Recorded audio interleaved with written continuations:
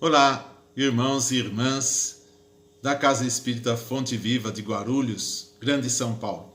Estamos aqui fazendo esse vídeo a convite da nossa querida amiga Adriana Fukuda para os trabalhos da casa. Estivemos nessa casa o ano passado por 2 vezes, na primeira vez falando sobre a prática do Evangelho no lar, na segunda vez estivemos fazendo a palestra Jesus de Nazaré e Elvis Presley, que é uma palestra musicada que eu costumo fazer nas casas espíritas. Hoje vamos falar sobre a parábola do semeador. Está no Evangelho segundo o Espiritismo, de Allan Kardec, o professor Hippolyte Léon Denisard Rivail, no capítulo 17, itens 5 e 6. Então, temos lá no Evangelho segundo o Espiritismo, capítulo 17, Sede Perfeitos. Dentro desse capítulo nós temos então a parábola do semeador. E começa assim: naquele dia, Jesus saiu de casa e ficou ali junto ao mar. Logo se reuniram muitas pessoas em volta dele. Ele então subiu em uma barca e começou a contar as suas parábolas. Ele ensinava por parábolas as pessoas. E começou mais ou menos assim: aquele que semeia saiu a semear. E semeando, uma parte das sementes caiu ao longo do caminho. Logo vieram os pássaros e as comeram. Outra parte caiu em lugares pedregosos, e como não havia muita terra, as sementes logo brotaram, mas logo que o sol nasceu, então ele as queimou e elas morreram. Outra parte dessas sementes caiu entre os espinheiros. Os espinheiros, então, crescendo, acabaram abafando essas sementes e elas também morreram. E outra parte, enfim, caiu em terra boa e produziu frutos, rendendo 100, 60 ou 30 por 1. E Jesus termina a sua parábola dizendo: ouça quem tem ouvidos de ouvir. Ouça quem tem ouvidos de ouvir. Essa passagem está em Mateus capítulo 13, versículos 1 a 9. Quando a gente vê esse ensino de Jesus, ouça quem tem ouvidos de ouvir, para o leigo, a pessoa que não conhece a doutrina espírita, que não estuda o Evangelho, ela pode até pensar, mas todo mundo ouviu, só não vai ouvir quem é surdo.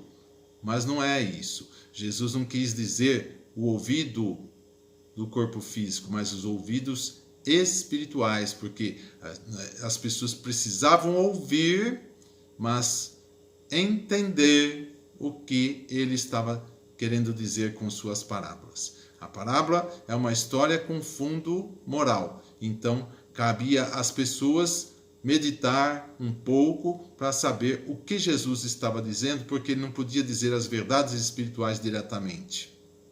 As pessoas naquela época não estavam preparadas para ouvir essas verdades espirituais.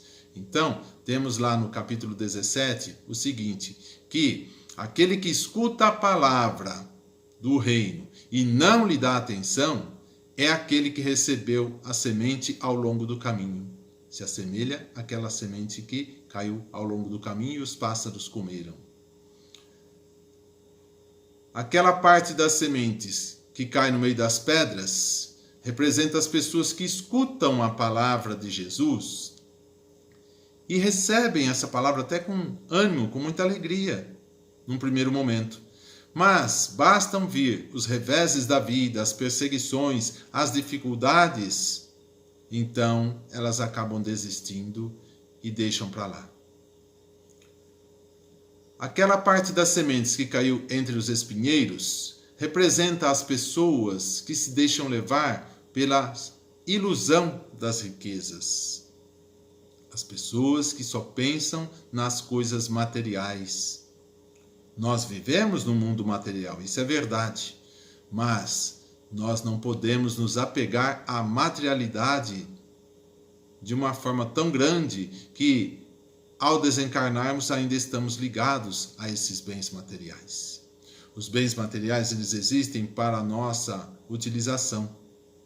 Ora, se eu tenho uma casa, eu vou usar a casa para o meu conforto. Se eu tenho um carro, eu vou usar o carro para me deslocar, para fazer uma palestra, um passeio, enfim, uma compra no mercado, coisa desse tipo. Nós temos de usar os bens materiais, mas nós não podemos nos apegar a esses bens a ponto de desencarnarmos e ainda estarmos achando que aquilo nos pertence. Então, as pessoas que acabam se apegando aos bens materiais, às ilusões da riqueza, elas se assemelham àquelas sementes que caíram nos espinheiros. Enfim, aquela pessoa que recebe a boa nova, recebe o ensino de Jesus e internaliza esses ensinos e coloca em prática também, essa pessoa se assemelha àquela semente que caiu em terra boa, rendendo 100, 60 ou 30 por 1. Então, nós temos de lutar para sermos essa semente, essa pessoa que recebe o Evangelho, estuda, internaliza, compreende e depois vai colocar em prática no dia a dia. E assim nós vamos nos melhorar e vamos melhorar também as pessoas que estão ao nosso redor e ajudando a melhorar a psicosfera no nosso planeta Terra.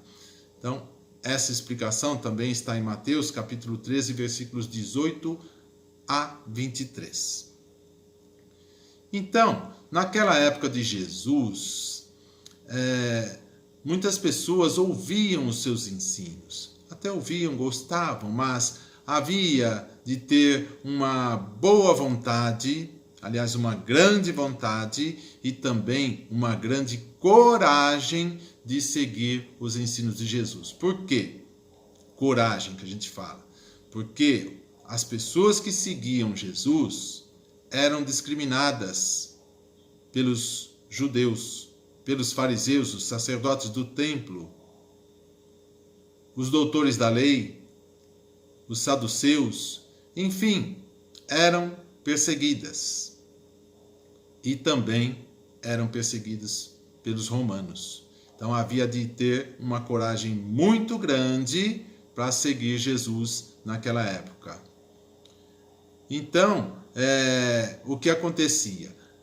Nessas perseguições, o primeiro passo era expulsar as pessoas das sinagogas e do templo de Jerusalém. Ah, você é cristão? Você segue aquele tal Jesus? Então está expulso. Você era expulso da sinagoga, do templo. Então você ficava meio que marginalizado na sociedade. Não podia frequentar o templo nem as sinagogas. Já era uma punição grande. Tá? E depois também havia outras consequências mais graves. Os cristãos naquela época, eles também eram levados à prisão, né? Lá em Roma, iam participar da morte no circo de Roma. Porque lá eles eram crucificados, eram queimados vivos e também comidos pelas feras famintas. Ali ficavam nas celas, dentro da arena, aguardando o momento para serem mortos, seja pela crucificação, seja queimado ou comido pelas feras famintas. Mas, para aqueles cristãos, a morte do corpo físico não lhes trazia medo algum, porque eles sabiam da existência do Espírito. Eles sabiam da imortalidade da alma que Jesus havia passado. Então sabiam que o que ia perecer era apenas e tão somente o corpo físico, porque o Espírito continuaria imortal e eles iam se encontrar com Jesus algum dia no plano espiritual.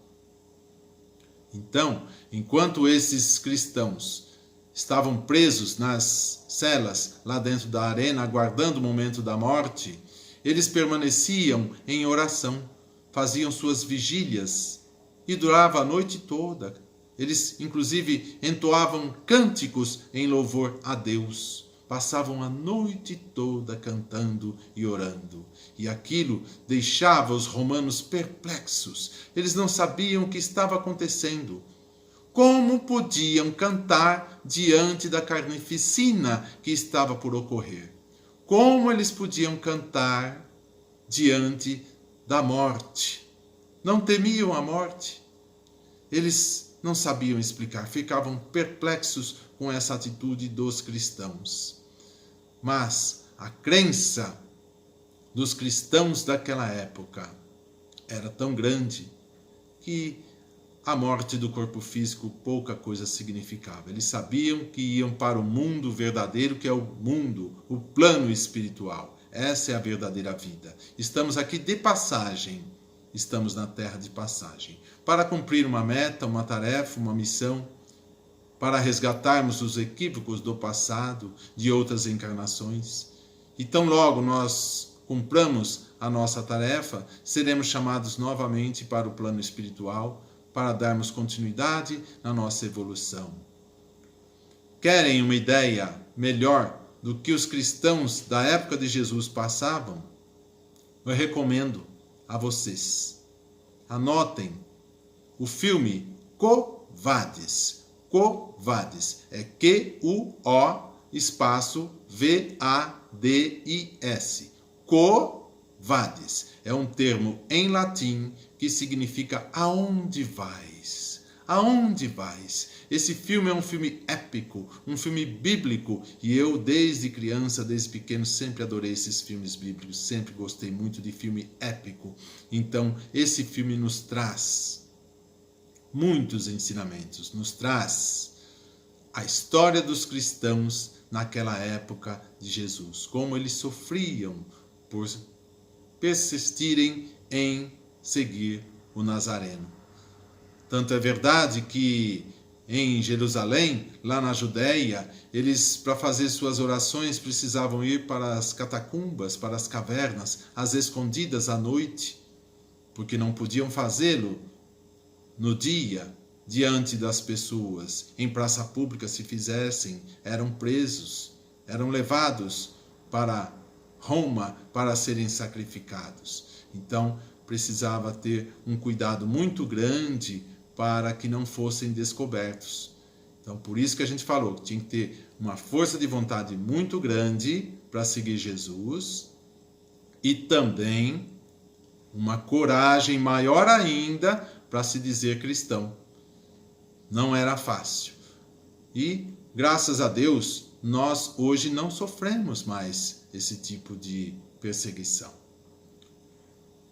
Então, as explicações que os romanos não tinham com relação à fé dos cristãos daquela época de Jesus estão nos próprios ensinamentos do Meigo Rabi. Os próprios ensinamentos de Jesus nos trazem isso. Por exemplo, perdoai 7, não 7, mas 70 vezes 7 vezes. Perdoai 70 vezes 7 vezes. E nós aprendemos que não podemos levar os ensinos de Jesus ao pé da letra. Muitos dos ensinos do Meigo Rabi são feitos por parábolas, metáforas, alegorias, figuras de linguagem.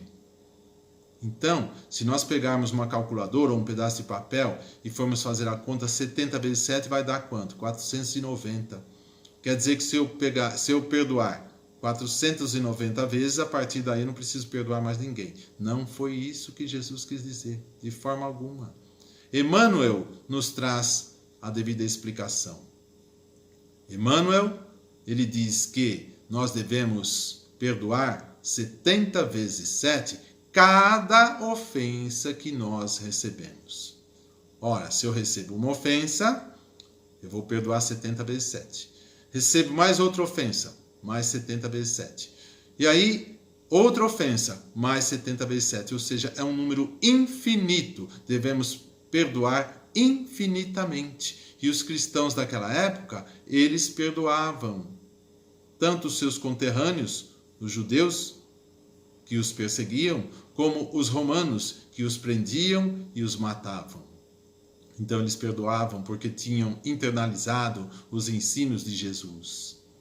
Outro ensino de Jesus que levava os cristãos a terem muita fé naquela época: amai os vossos inimigos. Amai os vossos inimigos. Os inimigos eram os próprios judeus, os seus conterrâneos que os perseguiam, os fariseus que faziam parte da seita religiosa mais preponderante naquela época na Palestina, os saduceus, os escribas, os doutores da lei, os sacerdotes do templo. Então eles perdoavam. E também perdoavam os romanos, que não só os prendiam, como os colocavam ali no circo de Roma para serem mortos. Amai os vossos inimigos. Internalizaram esse ensino para colocarem em prática. Por isso eles não temiam a morte. Outro ensino de Jesus que fazia com que os romanos, os cristãos daquela época tivessem, então, um sentimento de amor, inclusive aos romanos e aos próprios judeus, seus conterrâneos. Meu reino não é deste mundo. Meu reino não é deste mundo. Então Jesus passou esse ensinamento para eles. Disse que ele vinha de um outro reino, um mundo mais evoluído que a terra, e que todos nós podemos chegar a esse mundo.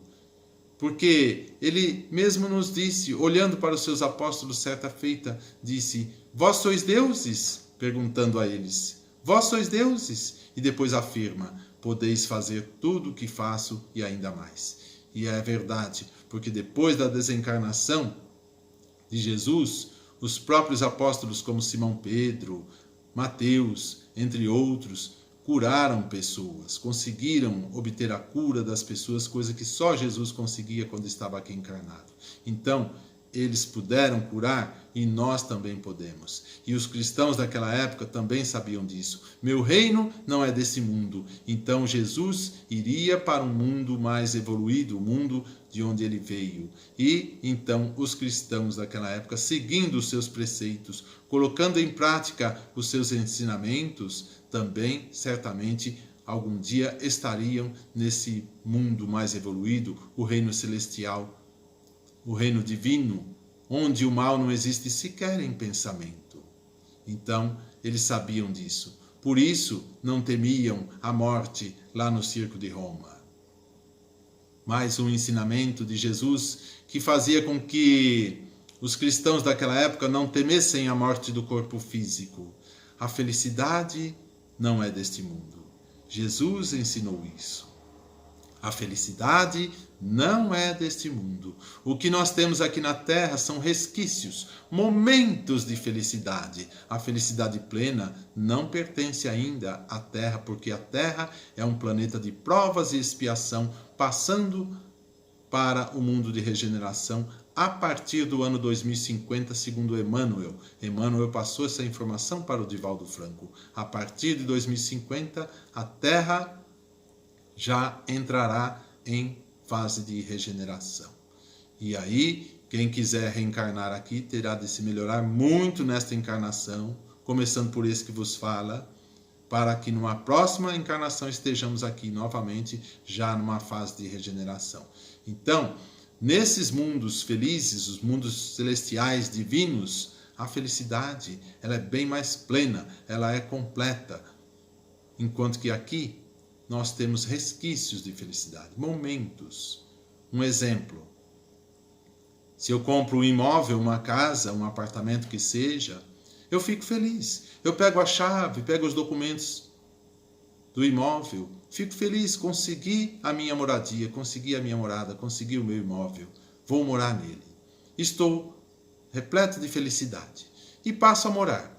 Passa algum tempo, eu me acostumo com aquele imóvel, aquilo virou uma coisa tão cotidiana que aquela felicidade ela se esvai.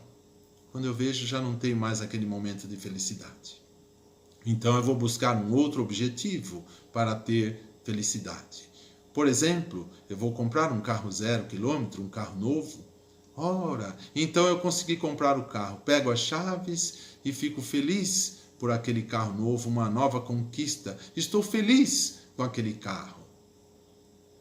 Mas depois de algum tempo, eu começo a usar, eu vou para o trabalho, vou para a escola todo dia, a gente se acostuma com o carro e aquela felicidade momentânea que houve no início, quando compramos o carro, ela também se vai, ela se esvai. Então eu procuro um outro objetivo, Uma viagem, por exemplo. Ora, vamos viajar, vamos pegar um avião, um cruzeiro, vamos viajar o mundo. É um momento de felicidade. Quem não gosta, arrumar as malas, vai para o aeroporto ou vai para o porto. Enfim, começa a viagem. Você vai conhecer novos lugares, novas pessoas, vai se deslumbrar com tudo aquilo, mas a viagem, ela tem um prazo para terminar. E quando ela termina, você tem de retornar para a sua realidade, o seu dia a dia, o seu cotidiano. Ora, se você retorna, então aquela felicidade de início, ela acaba também. Por isso que a felicidade aqui na Terra, ela é efêmera, ela não é completa. Ela dura pouco tempo. E nos mundos celestiais e divinos, nos mundos da esfera crística, essa felicidade, ela é completa. Então, os cristãos daquela época, eles não temiam a morte por tudo isso, sabendo dos ensinos de Jesus. E Jesus, o Divino Mestre, o meigo Rabi Galileu, ele espalhou a Boa Nova por todos os cantos da terra. Na Palestina daquela época, espalhou as sementes, como ele falou na parábola do semeador.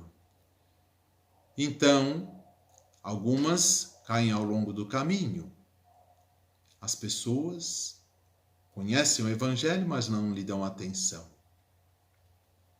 Outras recebem essa palavra, mas devido às perseguições e às dificuldades, elas se acomodam e deixam o Evangelho de lado. Porque quando nós nos propomos a fazer um curso numa casa espírita, um tratamento numa casa espírita, então logo vem as dificuldades. É o dia que chove, é o dia que o metrô atrasa, o ônibus está lotado, passou direto no ponto, enfim, são várias dificuldades para ver qual é o seu nível de vontade para poder persistir nesse tratamento, persistir no Evangelho de Jesus. Enfim, existem também as pessoas que conhecem a doutrina espírita, conhecem o Evangelho de Jesus, mas se deixam vencer pelas vicissitudes, pelos vícios, pelas tentações. Porque Jesus mesmo nos disse: entrai pela porta estreita, porque larga é a porta da perdição. Essa porta larga é a porta justamente onde estão as tentações e os vícios. E muitas pessoas se deixam levar por isso, querendo gozar a vida, se esquecendo do lado espiritual. E quando desencarnam, aí cai a realidade, elas se arrependem e aí depois têm de voltar numa outra encarnação para refazer aquilo que deveriam ter feito. Então muitas pessoas se deixam levar pelos vícios, pelas tentações e se perdem. Perdem a oportunidade de aproveitar essa encarnação. Para termos uma ideia, aqui na psicosfera da Terra somos 30 bilhões de espíritos, entre encarnados e desencarnados. Como encarnados, temos aí algo em torno de 7 bilhões e meio. Então temos cerca de 22 bilhões e meio de espíritos desencarnados na psicosfera da Terra.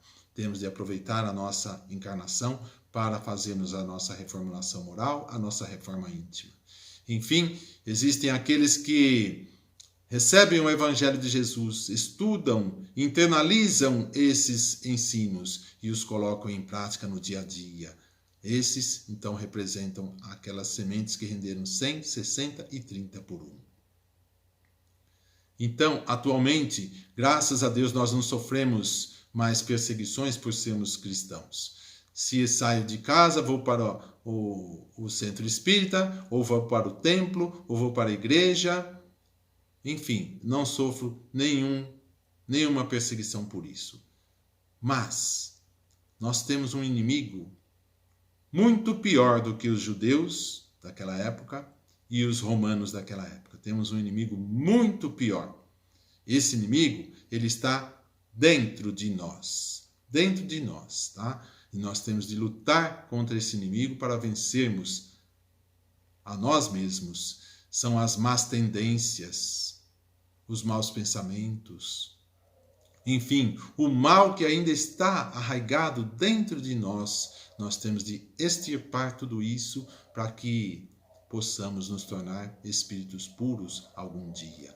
E tudo isso só vai acontecer de acordo com o nosso livre-arbítrio, a nossa boa vontade de vencer as nossas dificuldades.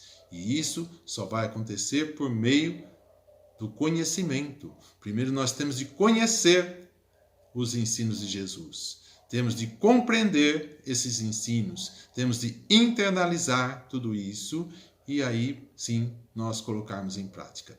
E nós não vamos nos transformar da noite para o dia. Não é tão rápido assim. Aos poucos a gente vai se melhorando. Interessante que a gente nem se dá conta que se melhora. As pessoas que estão ao nosso redor que percebem isso. Mas algum dia chegaremos como Jesus na esfera crística também. Jesus, então, jogou essas sementes há mais de 2000 anos. E só depende de nós mesmos. Só depende de cada um de nós multiplicarmos o que ele nos deixou.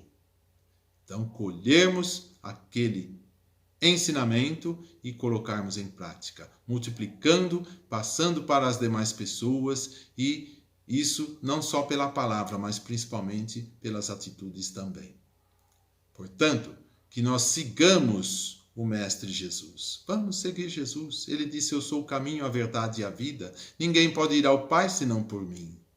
Pratiquemos o bem, pratiquemos a lei de amor que Jesus tanto nos ensinou. Façamos a caridade para com as pessoas. A caridade não se faz só com doação de dinheiro ou de bens materiais, mas se faz também por meio de uma prece, de uma vibração para as pessoas necessitadas. Uma cortesia que você faz, um favor que você faz para uma pessoa necessitada. Então, você está praticando a caridade. E a caridade, ela é a chave para a salvação eterna. Perdoemos aquelas pessoas que nos ofenderam. Deixemos de lado o ressentimento, a mágoa, o sentimento de vingança. Deixemos tudo isso de lado. Vamos perdoar as pessoas. E, por outro lado, também vamos pedir perdão pelos erros que cometemos com os nossos semelhantes. Sejamos humildes e peçamos perdão também. Vivamos em paz e harmonia com as pessoas, mas principalmente vivamos em paz e harmonia conosco mesmo, para que nós nos tornemos espíritos melhores. E quando desencarnarmos, nos apresentarmos mais sublimes do que quando aqui nos apresentamos quando da nossa reencarnação. A bibliografia para este vídeo está no Evangelho segundo o Espiritismo de Allan Kardec, o professor Hippolyte Léon Denisard Rivail, discípulo de Pestalozzi, no capítulo 17, itens 5 e 6, a parábola do semeador. Que Jesus abençoe todos vocês. Muito obrigado pela atenção. Obrigado mesmo. Eu estou com saudade de vocês. O ano passado estive 2 vezes aí no Fonte Viva. E esse ano eu pensei que fosse ser chamado também, mas devido ao Covid, está meio difícil. Vamos ver para o ano que vem se a gente tem condições de visitar vocês, porque é sempre um prazer muito grande estar presencialmente com todos, tá bom?